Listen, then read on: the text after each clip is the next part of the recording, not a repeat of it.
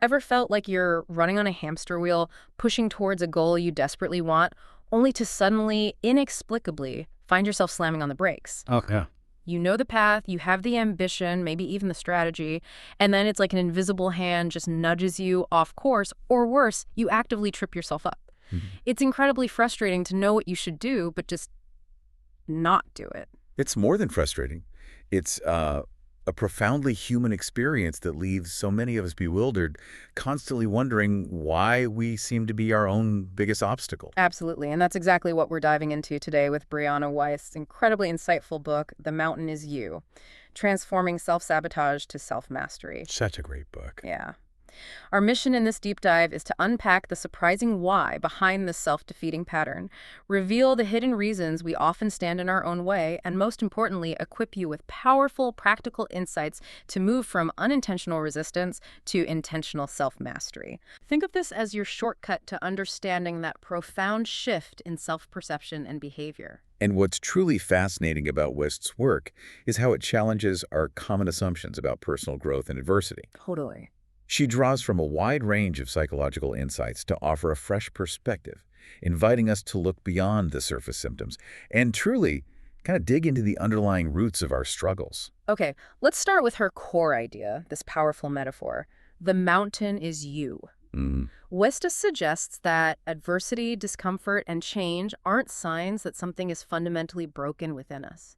In fact, she compares them to natural phenomena. Yeah, like think of a forest fire clearing the way for new growth, or stars collapsing before they burst into supernovas. Right. This breakdown, she argues, often directly precedes a breakthrough. And if we connect this to the bigger picture, Wiest is telling us that the mountain we face isn't necessarily an external problem like debt or an unhealthy habit or a challenging job situation. Well- More often, it's an internal one, an unstable foundation within ourselves that might not be obvious, but is silently shifting almost every part of our lives. Wow. So when a problem becomes chronic, it's a profound reflection of ourselves, not just the circumstances.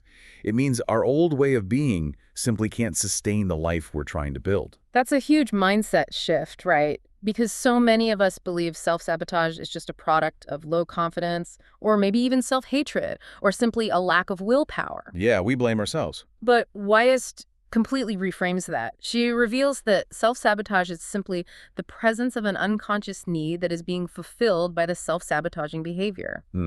It's what she calls a maladaptive coping mechanism, meaning it's a way your mind tries to deal with something difficult, but it ends up hurting you in the long run. So it's actually trying to help in a twisted way. In a way, yes. An unconscious, often unhelpful way. Yeah. This really prompts an important question for us. If it's meeting an unconscious need, how do we even begin to uncover it? Yeah, how do you get at that? Wieston emphasizes the need for deep psychological excavation. Okay. This means delving into our past to pinpoint traumatic events, allowing ourselves to release unprocessed emotions, and then, crucially, finding healthier, conscious ways to meet those underlying needs. So it's not about just forcing yourself to act differently. Exactly. It's about understanding why those impulses exist in the first place. Which leads us to some of these hidden roots of self-sabotage.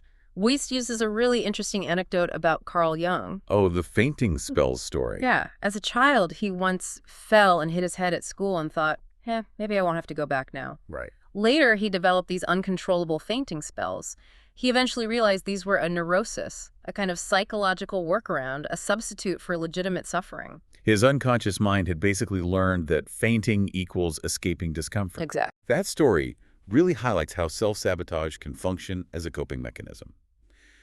We often refuse to consciously address our deepest needs, maybe because we don't believe we can handle them or that meeting them would be too painful. So what does that look like? Well, we might unconsciously sabotage relationships to avoid the vulnerability of true intimacy, or maybe prevent professional success to avoid the responsibilities and fears that come with higher visibility. It's like we psychoanalyze our feelings endlessly just to avoid actually experiencing them. Or we might project deep, legitimate fears onto what feel like safe or unlikely scenarios. Right. Like imagine having an intense fear of being a passenger in a car. Okay. That specific fear might actually be masking a much deeper, more legitimate fear of, say, a loss of control in your life generally. Oh, okay. It allows you to express that intense anxiety without feeling the perceived danger of confronting the real issue. And a very common root is unconscious negative associations. Our inner narrative, which is largely built from childhood, influences things our parents believed, what our peers thought, societal messages. All that stuff we absorbed. Exactly. It often creates profound internal resistance. For example, if you grew up hearing stories that wealthy people are corrupt, your brain might develop a confirmation bias, subtly filtering information to support that existing belief. So you look for proof. Right. And this could lead you to unconsciously sabotage your financial stability because your mind is working to affirm that pre-existing outdated belief system. Wow. Or maybe you associate health with vulnerability or creating art with being criticized. Yes. And your actions subtly push you away from those things, even if you consciously want them. So we're essentially working against ourselves because of outdated programming. Pretty much. And then there's the concept of unfamiliarity and what Gay Hendricks calls the upper limit. Right, I've heard of that. We naturally resist the unknown, even when it's genuinely beneficial for us, because change, even positive change, feels uncomfortable. Our brains like routine. Totally. Our upper limit is essentially our unconscious tolerance for happiness or success. When we surpass it, we often unconsciously sabotage ourselves to return to what's comfortable. Confusing that new discomfort with something being wrong or bad. Precisely. Our brains are hardwired to seek familiarity, even if familiarity means staying stuck. That explains a lot. This also applies to limiting belief systems that we adopt, sometimes from others, sometimes from a need for safety. If you've identified as an anxious person or a struggling artist for years, It becomes part of your identity. yes, that belief can become a self-fulfilling prophecy. These beliefs often originate from echo chambers or from a deeply ingrained, almost primal need to feel safe, keeping us in a familiar, albeit unfulfilling, loop. So what does this all mean for actually making a change? Wiest emphasizes that the absolutely critical first step is taking full accountability. And this isn't about blame. Sure. It's about being radically honest about your internal feelings, not just how things appear on the outside. She's very clear that simply repeating endless affirmations won't work if, deep down, you know you're not being authentic. Right, that's just papering over the cracks. That kind of superficial effort leads to dissociation, not true healing. Denial, she points out, often fuels a blame mode and a constant need for justification, which completely prevents lasting change. So you stay stuck pointing fingers. Exactly. The true path to transformation, she argues, often begins at what feels like rock bottom, that pivotal moment when you finally realize, I never want to feel this way again. It's like a breaking point. It's not just an idea. It's a declaration that propels you forward. That is powerful. Now let's explore some of the most common forms of self-sabotage, which Wiest identifies, and, more importantly, how to begin untangling them. Okay. Starting with resistance. You know that feeling when you have a new project, a really promising relationship, or an amazing business idea, and then you just can't bring yourself to work on it, or you pull away. Yeah, that internal friction. That's resistance. Wiest says it often happens when things are going right, not wrong. Which is so weird. Because you're tapping into a part of yourself that's trying to thrive, and the unfamiliarity of that growth can be incredibly daunting. What's fascinating about resistance is the surprising resolution Wiest offers. Yeah. Don't force it. Really? Don't just push through. Nope. She suggests that resistance is your psyche's way of slowing down, making sure you're truly safe as you move forward. Instead of pushing, you should refocus, get clear on what you want, maybe identify unconscious beliefs that might be holding you back, Okay. and then step back into the work when you feel truly inspired. She says that genuine wanting is the real entryway, not brute force. Interesting. Okay, next up, hitting your upper limit, which we just touched on. This is that unconscious pattern of sabotaging positive events. Maybe you suddenly pick a fight or get sick or feel an inexplicable wave of guilt, all to return to that comfortable baseline. Yeah, things are going great, and then suddenly you just can't stand it. It's Yeah. bizarre. So what's the fix? The resolution here is wonderfully counterintuitive. Congratulate yourself for hitting it. Congratulate myself for sabotaging. Well, for reaching a new level that triggered the sabotage. It means you're actually surpassing new levels of success or happiness. Okay. That makes sense. Then focus on slowly acclimating yourself to your new normal through small shifts, compounded over time. Think of it like adjusting to a new room temperature. You don't jump straight from cold to hot. Gradual changes. You make gradual, consistent changes to reinstate a new, higher comfort zone. Okay, and what about uprooting? That constant need for a fresh start. Ah, yes. The serial beginner, always starting new relationships, new careers, new cities, but never really finishing anything. Yeah, I know people like that. Wiest says this often serves to divert attention from the actual problems that need solving. It feels productive, but it's just spinning wheels. So how do you stop the cycle? First, you have to recognize the pattern. Then get clear on what you really want, long-term, not just the excitement of starting. And crucially, confront the discomfort and stay where you are when that urge to flee arises. Sit with it. That sounds tough. It is, but it's necessary to break the pattern. Okay, and perfectionism, a big one for so many of us. Huge. It's not truly about wanting everything to be perfect. Wiest says it's deeply rooted in a fear of failure or a fear of vulnerability or the underlying belief of not being good enough. And the result? It often prevents any actual work from getting done. You're too afraid to start because it won't be perfect. So you do nothing. Exactly. The resolution for perfectionism, according to Wiest, is remarkably simple. Don't worry about doing it well. Just do it. Just get started. Yep. The key is to focus on progress over perfection. Show up repeatedly, imperfectly, because that consistent showing up is what truly leads to mastery, not waiting for the perfect moment or the perfect first draft. Good advice. How about limited emotional processing skills? Avoiding difficult feelings. Right. When you avoid uncomfortable emotions, maybe anger, sadness, fear, you also end up avoiding the risks or situations that might trigger them. So you get stuck. You get stuck, maybe dwelling endlessly on anger or sadness, because you don't know how to move through it healthily. What's the way through? Wiest suggests a three-step process. First, get clear on what happened. Second, validate your feelings. Allow the physical release, like crying or journaling. Don't just intellectualize it. And third, determine a course correction for the future. Acknowledge, feel, adjust. Makes sense. Okay, justification. This is where excuses become more important than outcomes. Yeah, you prioritize the reasons why you didn't do something over your actual ambitions. Your energy goes into defending the inaction. We're all guilty of that sometimes. Oh, absolutely. The clear resolution here is to start measuring your outcomes instead of your excuses. Wiest advises to focus on at least doing one productive thing each day. Just one thing. Just one. Oh. It's about being incredibly honest with yourself and simply stopping the pattern of accepting your own justifications. Then there's disorganization, creating chaos around you. Sometimes this is a way to create distractions, to feel busy and overwhelmed, so you have an excuse not to do the deeper, perhaps more intimidating work that needs to be done once everything is in order. The chaos is a shield. Sort of, yeah. The resolution is to start slow, tackle one room, one drawer, implement simple routines, arrange your space so that it works for you, not against you. Make order easy. Okay. What about attachment to what you don't really want? This is pursuing dreams that aren't really yours, maybe your parents' ambitions for you, or goals you set when you were much younger that don't fit anymore. It leads to a feeling of emptiness even if you succeed. So you achieve it and feel nothing. Exactly. The resolution requires courage. Ask yourself, do I actually want to do this? Yeah. Be brave enough to potentially disappoint others or even your younger self to pursue what genuinely resonates with you now. That's a tough one. And judging others, how is that self-sabotage? Wiest explains that when we constantly villainize successful people, we create a breach in our self-concept.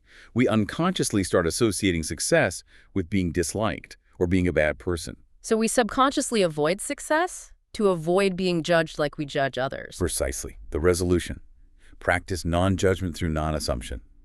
Try to be compassionate, understand people have complex reasons for their actions, and maybe even congratulate them internally for their success. Yeah. Wiest suggests this opens you up to receiving what you want too. Interesting. Pride. How does that fit in? Pride in this context leads to decisions based on how we think others perceive us, rather than what's actually right for us. Like staying in the wrong relationship because leaving looks like failure, or refusing help because it feels weak. So it's about image over authenticity. Exactly. The resolution is to see ourselves more wholly and honestly, embracing imperfection. This humility opens doors to learning, growth, and asking for help when we need it. And the guilt of succeeding. This is a common barrier, especially for kind, good-hearted people. They feel they somehow don't deserve abundance or success, especially if others around them are struggling. So they hold themselves back? Yes, they might sabotage higher income opportunities or downplay achievements. Hmm. The resolution is to reframe success. Recognize that money and success are tools. Tools to create time, opportunity, help others, not just status differentiators. Change the meaning of success. Right. And then there's the classic fear of failing. The big one. It prevents taking action in the first place, or leads to constant worry even after achieving something. How do you tackle that? Wiest says to differentiate between failing because you are trying something new and daring versus failing because you are not showing up. Embrace the first kind of failure as inevitable and necessary for growth. You will stumble if you're pushing boundaries. Accept it as part of the process. Exactly. And downplaying your successes. Making yourself small. Yeah, minimizing achievements to appear less threatening, maybe, or out of a weird fear of peaking, like if things are good now, they must get worse later. What's the antidote? Accept compliments gracefully with gratitude and reform your idea of progress. Recognize that when one part of our life improves, it often radiates out to everything else. Success isn't finite. Okay. And we mentioned unhealthy habits already. The most common form, really. Maintaining behaviors that actively prevent goals like not exercising despite wanting fitness. The resolution again. Define health on your own terms. Start gradually and make it easy for yourself to succeed. Structure your life to support the habit. What about just being constantly busy? The badge of honor. Yeah. Wiest calls this a prime distraction from what's really wrong. It creates a false sense of importance or untouchability. It feels productive, but isn't really. Often, yes. It's a way to avoid stillness, avoid facing deeper issues. The resolution is to streamline and prioritize your tasks, get comfortable with simplicity, and confront the protection that busyness offers. What are you avoiding? Spending time with the wrong people. Yeah, relationships that consistently leave you feeling less than, or drained, or maybe just jealous. They keep you stuck in negative comparison loops. Well, cut them off. Wiest suggests maybe gradually phase out such relationships if abrupt cutting isn't possible or wise, and simultaneously work on building a circle of people who support and inspire you. Choose your influences. And finally, worrying about irrational fears. Like we discussed earlier, preoccupying yourself with worst-case scenarios that are often projections of deeper, more legitimate fears onto safer targets. So instead of trying to control the unlikely scenario. Right. Instead, consider what the message of the fear may be. What is it really telling you about your unmet needs or anxieties? Use the fear as a clue. That's a lot of forms of self-sabotage. It really covers a lot of ground, doesn't it? Yeah. So, okay, we've talked about what self-sabotage is and some common forms, but what are the signs that you, the listener, might be stuck in this cycle right now? Wiest offers some really pointed insights. These can be quite revealing. For example, you might be in a self-sabotage cycle if you are more aware of what you don't want than what you do. Meaning, your focus is on avoiding negatives, not building positives. Constantly reacting, not creating. Right. Or if you're spending more time trying to impress people who don't even like you than you spend with those who truly love you for who you are. Oof, that's a painful one. Another clear sign is putting your head in the sand, avoiding looking at your debt figures or refusing to confront a conflict that desperately needs to be resolved. Ignorance is bliss. Until it isn't. Exactly. Or perhaps you care more about convincing other people you're okay than actually being okay, sacrificing your internal well-being for external appearances. This one really resonated with me. If your main priority in life is to be liked rather than being happy. Yeah, prioritizing external validation over internal contentment. Or if you're more afraid of your feelings than anything else, constantly running from discomfort. You might also be blindly chasing goals without asking yourself why you truly want those things. Or perhaps treating your coping mechanisms as the problem itself, instead of recognizing them as signals for an underlying emotional need that isn't being met. Like focusing on stopping the binge eating without asking why you're emotionally hungry. Right, blaming the symptom. And if you value your doubt more than your potential, consistently letting fear dictate your choices. Or you're waiting for someone else to open a door, offer approval, or hand you the life you've been waiting for, rather than taking action yourself. Believing salvation comes from outside. That's a big one, too. And finally, a key sign is when you don't realize how far you've come, constantly minimizing your own growth and resilience. Yeah, perhaps out of a fear of peaking or just a general discomfort with sustained positive change, you downplay your progress. Okay, let's unpack this fascinating concept Wiest calls subconscious commitments. Yes, this is really core to her argument. She says these are primary, often unconscious objectives that subtly drive our behavior, like a deep commitment to feel free or wanted or in control or loved. They're like hidden operating systems. Okay, so they're running in the background. Exactly. And this is a crucial point because Wiest reveals that these core commitments are actually a cover-up for core needs. A covering. Yeah, it's an inverse relationship. For example, a pervasive commitment to always be in control often masks a deeper unmet need for trust. Trust in yourself, in others, or in the process of life. So the more you try to control, the less you actually trust. Precisely. Or a commitment to always be needed by others might cover a deep need to know you are truly wanted and valued just for being you, not for what you do for them. And a commitment to be loved by others at all costs is often a mask for a fundamental need for self-love. Wow. The less you feed that core need, she says, the louder your core commitment symptoms will flare up, subtly sabotaging your attempts to achieve true satisfaction because you're chasing the wrong thing. That makes so much sense. We're often battling the symptoms instead of the actual root cause, so understanding why isn't enough. Right, insight is an action. We have to take action, even if it feels incredibly uncomfortable. And when you start breaking self-sabotaging behaviors, what happens? Those long repressed emotions inevitably bubble up. Oh yeah, expect it. The first emotion you're likely to confront is resistance, which Wiest calls a masking emotion. So what do you do with it? Just push harder? No, remember, instead of just trying to push through it with sheer willpower, she suggests you should ask the right questions. Why am I feeling this way? What is this resistance telling me? What deep need do I need to honor here? Get curious about it. Exactly. Then, once you have that insight, you can truly reconnect to your original inspiration and move forward authentically. And then other powerful feelings like anger, sadness, or inadequacy might surface. Wiest says the key is to make space for them. Allow yourself to observe them without judgment, and then allow for physical release, whether that's crying, journaling, exercise, deep breathing. Feel the feelings. Right.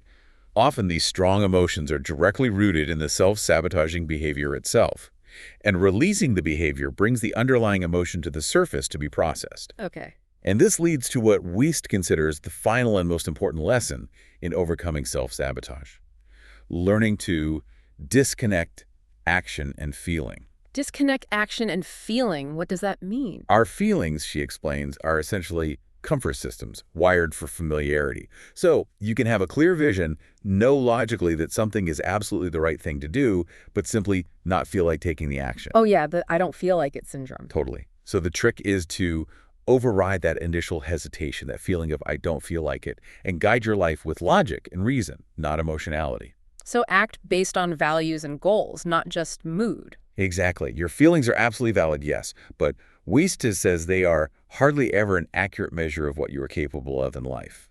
Action, she argues, actually builds momentum and generates the motivation you thought you needed to start. Act first, feel motivated later. Often, yes. What's truly transformative here is how Wiest reframes our triggers. Okay, triggers, usually seen as bad things. Right. But they aren't just reminders of unresolved pain. She argues they also show us what our inherent needs are, what we really desire in life. So they're signposts? Exactly. Each negative emotion carries a vital message, and if we don't interpret it, it leads to chronic issues and an oversensitivity to similar situations. Let's dive into a couple of those specific emotions and the messages they might carry. Anger, for example. Yeah, anger often gets a bad rap. It isn't just aggression. Wiest sees it as potentially beautiful and transformative. How so? It shows us where our boundaries are, what we perceive as unjust, and crucially, it mobilizes us for action. It's energy. Okay. What about sadness? A normal response to loss, she says. It often comes in waves, and crying isn't weakness. It's a sign of mental strength, allowing processing. And jealousy. That feels pretty negative. Wiest describes it as a cover-up emotion, often masking deeper feelings of sadness or self-dissatisfaction. But if we connect this to the bigger picture, she says it can actually be a powerful compass, pointing you directly to what you truly want out of life for yourself. It shows you what you value. Use jealousy as information. Exactly. And regret, Dwelling on the past. it can feel like that, but Wiest reframes it too. Regret shows what we absolutely need to create going forward. It's a motivator for future action, not just a weight from the past. Interesting. Finally, chronic fear. Wiest explains this as an underdeveloped internal response, where we channel all our energy into worrying about something outside our control. So you feel powerless. Right. The way to overcome it, she says, is by getting through it, taking action despite the fear, and through acceptance, the realization that, and if that happens, it happens. It's about letting go of the need for absolute control and building inner resilience. Now, here's where it gets really insightful. Wiest shares how your subconscious mind is trying to communicate through very specific self-sabotaging behaviors. Yeah, these examples are powerful. Like if you keep going back to the same person who broke you. Your subconscious might be pushing you to evaluate your childhood relationships or recognize you're worthy of being committed to, forcing you to confront that pattern until you learn the lesson. Or if you're unhappy despite having everything you thought you wanted. Subconscious message. You are probably expecting outside things to make you feel good rather than relying on changing how you think. Happiness is an inside job. What about pushing people away?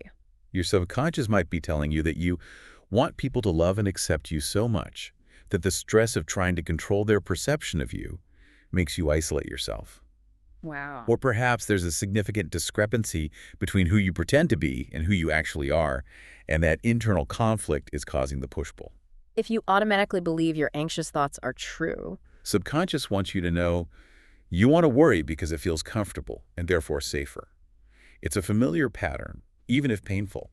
The work is learning to discern helpful thoughts from noise. Eating poorly when you don't want to. Subconscious could be indicating you are doing too much, or you're not giving yourself enough rest and nourishment, or maybe you're emotionally hungry and using food to cope. Not doing career-forward work, even though you say you want to.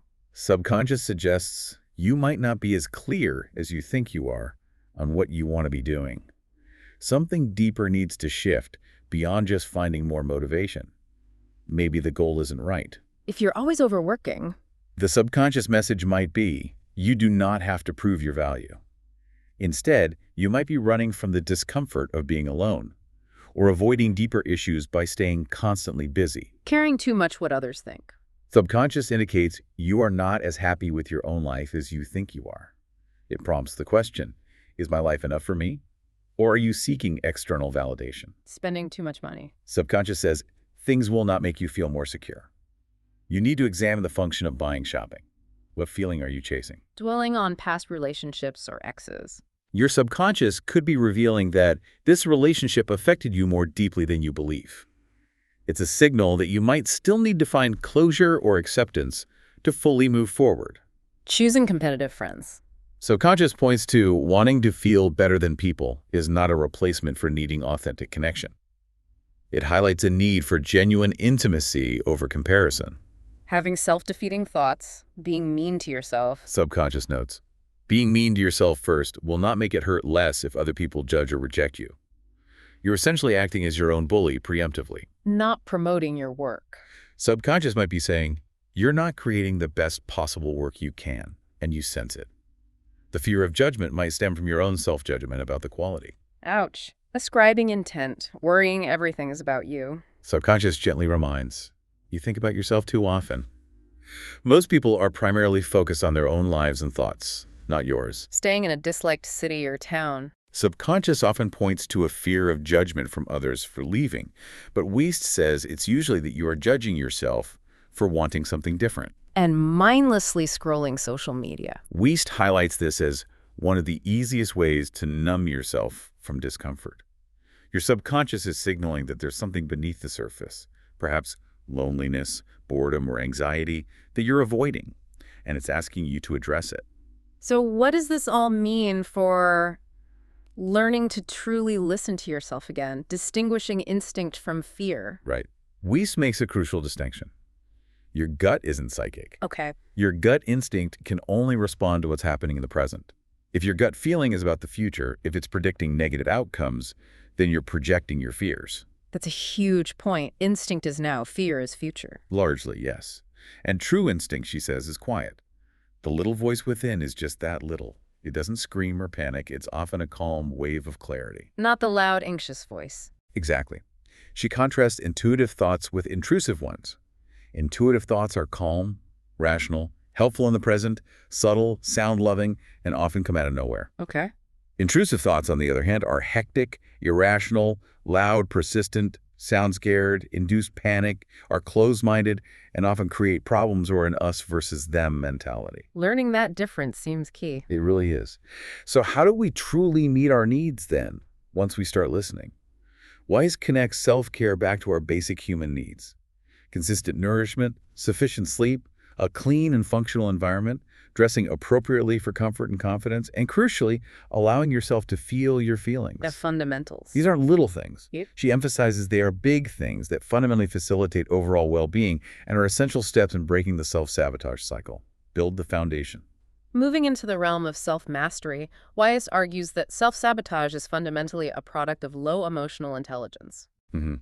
Emotional intelligence, she defines, is the ability to understand, interpret, and respond to your emotions in an enlightened and healthy way. It's about learning to interpret the physical sensations in your body and what they're trying to tell you. This raises an important question. Why does our brain sometimes resist what we truly want, even if it's good for us? Yeah, it's weird, right? Neurologically, getting what we want often makes us want more, not less. Dopamine, she explains, is often called the pleasure of wanting more. It's not really about the reward itself, but the pursuit. The chase is better than the catch. Sometimes, for the brain. This helps explain why we might unconsciously sabotage reaching a goal or even start to resent the very object of our desire once we achieve it because the pursuit circuitry is so powerful. Our subconscious mind also has what Wiest calls a homeostatic impulse. Right, think of it like your brain's internal thermostat. It constantly regulates your mental self by reinforcing pre-existing beliefs and keeping you in your comfort zone. So it fights change. It does. Change, even positive change, feels inherently uncomfortable until it becomes familiar. So discernment is key here, distinguishing between true danger and mere discomfort of the new. So if that's the case, we don't change in big, sudden breakthroughs. Not usually. Instead, Wiest insists we change in micro shifts. Micro shifts, tiny steps. Exactly. She challenges the idea of a Big Bang transformation. True breakthroughs, she argues, are simply tipping points that occur after consistent, mundane, monotonous work. The unglamorous stuff. Yep. She emphasizes micro shifts, tiny, consistent daily actions. It's like the brain teaser about a penny doubling every day. Small actions, compounded over time, lead to absolutely massive results. What's also fascinating here is the concept of the anti-fragile mind. Yes. This is from Nassim Taleb, but Wiest applies it beautifully. The idea is that the human mind, like some systems, actually gets better with adversity. It doesn't just endure it, it strengthens. So avoiding challenges makes us weaker. In a sense, yes. If you deny yourself real challenges, your brain, in its need to grow, will often create a problem to overcome internally, like anxiety or worry.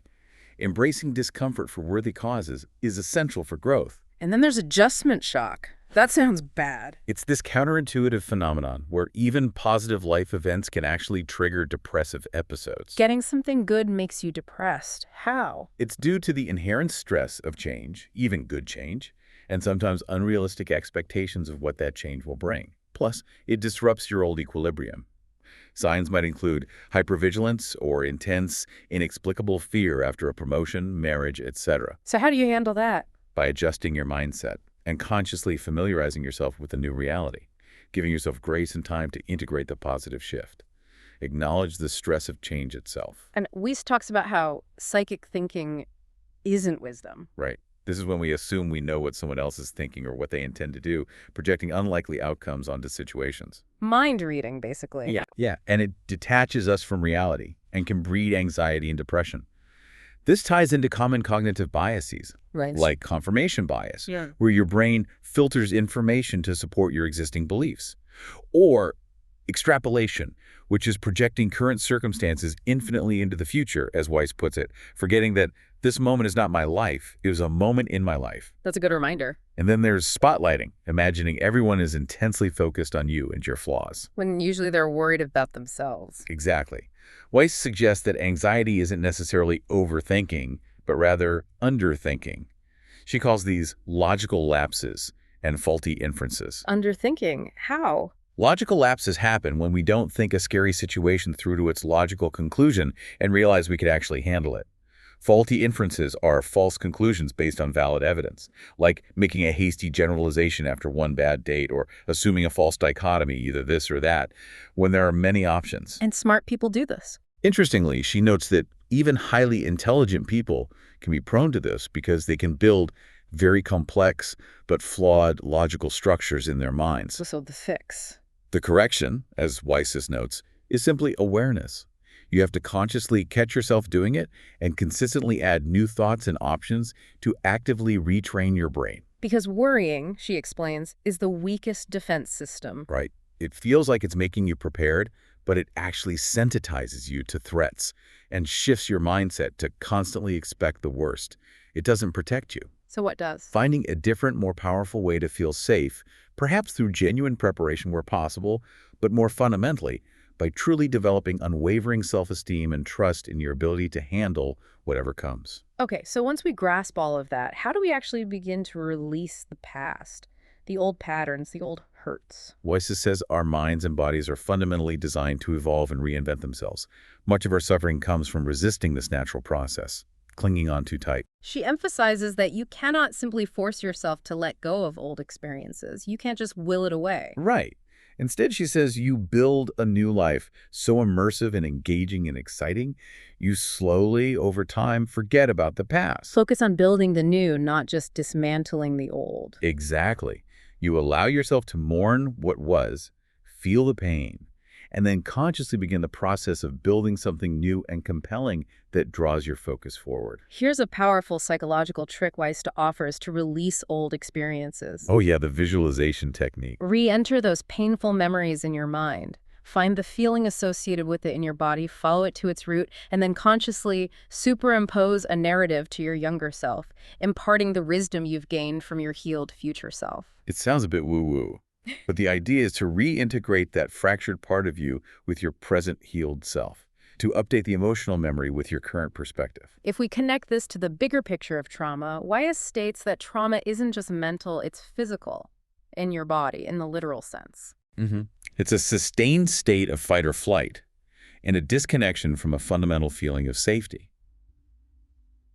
Trauma impacts how you ruminate, how you process memories, your ability to plan. And the healing. The critical point for healing, she emphasizes, is that you must reestablish a feeling of safety in the exact area of life that traumatized you. So if you experienced relationship trauma, You heal it through building healthy, safe relationships, not just by earning more money or moving away. Yeah. You have to face the domain where the wound occurred. That's a huge point. and just like an email inbox, emotions accumulate and must likewise be released. Yeah, Wiest explains how unexpressed emotions become embodied as physical tension in our bodies. Fear might settle in your stomach, or heartache in your chest, shoulders tense up. We hold it physically. We do. Yeah. So strategies for physical release are crucial. She suggests meditation, not necessarily to feel calm, but simply to just feel, observing your feelings without reacting. Also, breath scans to find residual tension in the body, visualizing its source, and then actively allowing yourself to sweat, move, or cry. Emotional health, she argues, isn't perpetual calm, but the ability to healthily allow a full range of emotions to pass through you. Feel it to heal it. Essentially, yes. So once we've done all that work of decoding our inner world, how do we start actively building a new future? Wiest suggests a powerful psychotherapeutic tool, meeting your highest potential future self. Tell me more about that. The exercise involves sitting calmly, inviting your highest possible version of your future self to appear in your mind's eye. Notice how they look, how they carry themselves, to help you merge with this aspect of yourself. Okay. Then ask them for guidance on how to get there. Keep questions positive and open. And finally, imagine them handing you the keys or symbols of your new life, or maybe handing wisdom back to your past self. And how should it feel? The process should feel calm and self-assured. If scary visions come up, that's fear, not your true potential self. This also raises an important question about how we build a life that truly serves us.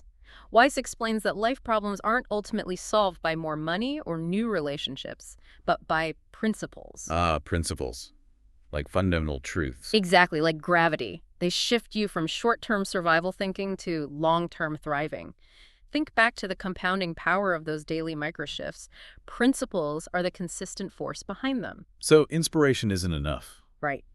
The key here is that inspiration alone is ineffective without principles. Inspiration, she says, is a feeling and pretty pictures. Principles are the boring but incredibly effective underlying structure. Like the foundation of the house. Perfectly put, dreams need strategic plans based on principles to become reality. You develop your own principles by identifying what you truly value, what feelings you genuinely want to cultivate, and what consistently makes you uneasy. Use these insights to build your own unwavering personal guidelines. What about finding your true purpose, that big question? Wiest explains it isn't necessarily just one specific job or vocation. More fundamentally, it's to be here, to consciously make an impact in the world, and maybe most importantly, to consciously become the happiest, kindest, and most gracious version of yourself. So it's internal as much as external. Very much so. She also defines it practically as the point at which your skills, interests, and the market intersect, where what you love, what you're good at, and what the world needs come together. And how do people find it? Interestingly, Wiest suggests that purpose is often found not in comfort, but through pain and unimaginable hardship.